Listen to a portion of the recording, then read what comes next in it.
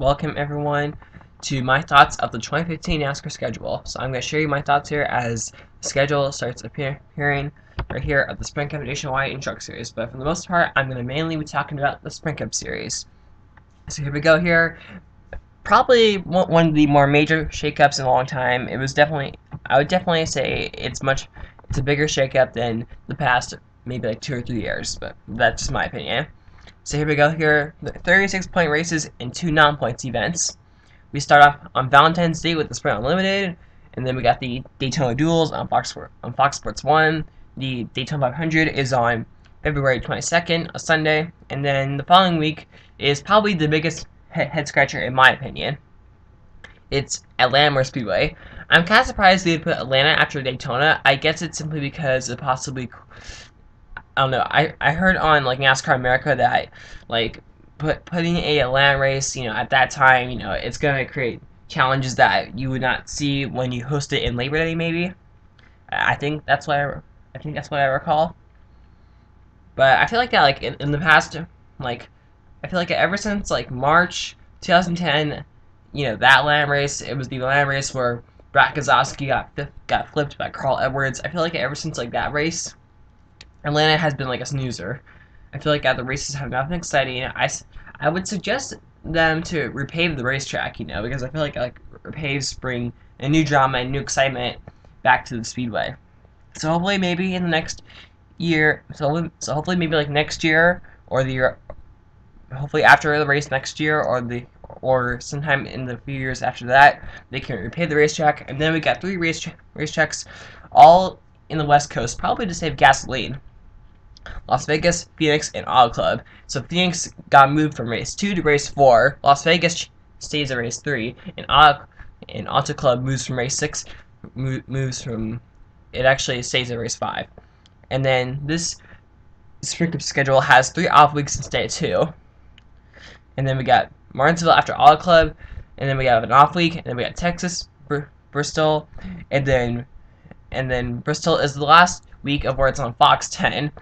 From Richmond to Sonoma, it's on Fox Sports 1.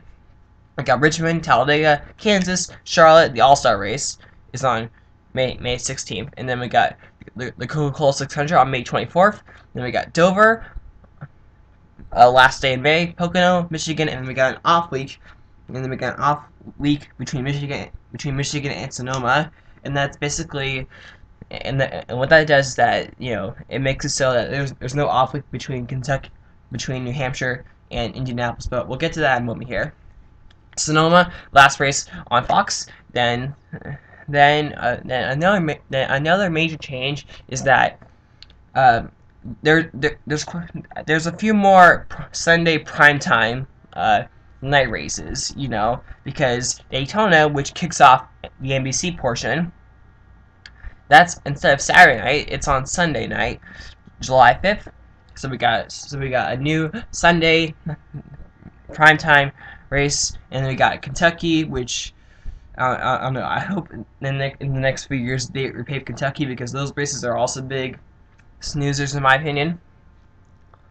And throughout the NBC portion, some of the races are going to be on NBC, while others are going to be on NBC Sports Nation.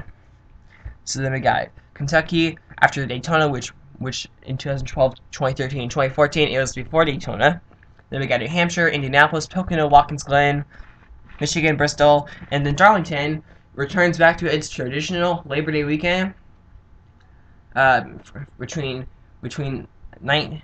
1950 to 2003, it was on Labor Day. 2004, it was actually part of the chase, but that was,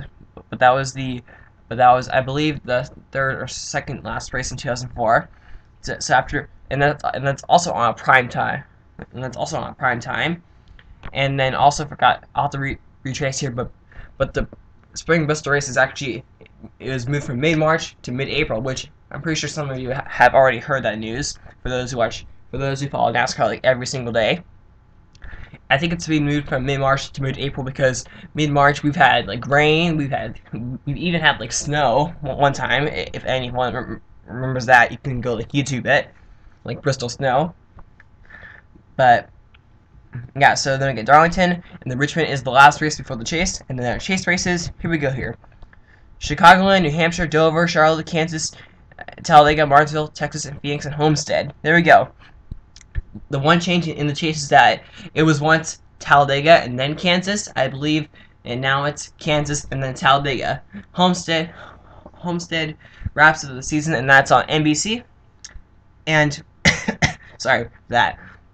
And I think I'm excited for NBC to return because I think that NASCAR's like peak in entertainment and everything like that was during the 2001 to 2006 era where it was just like Fox and NBC. So I think with them returning to NBC, and I am definitely excited for NBC. I didn't watch it during that 01 to 06 era, so I'm excited to see races on NBC. So I'm excited that I think having it from Fox to NBC, I think that's gonna like bring back a new freshness to NASCAR that the NASCAR kind of like needs at this point. But overall, I think when it comes to the Cup schedule, which actually before we go there, the Nationwide Series schedule, you know, of course, more off weeks, 33 points races, but it pretty much like mimics the Cup schedule, and there's no new races. However, on the Truck Series schedule, the trucks will return to Atlanta, you know, on February 28th, along with the Cup and Nationwide. So I'll say that, and I feel like that overall, when I look at the schedule, I like how it's very fresh, it's very new. I love this. I love it. NASCAR, you actually did something right, which is very rare since Brian France came on. I'm sorry, but that's just my opinion. So that's what I'd say.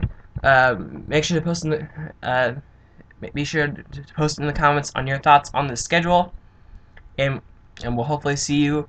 And I'll see you all next time, sometime later. Make sure to post in the comments. Make sure to rate, comment, subscribe, and bye.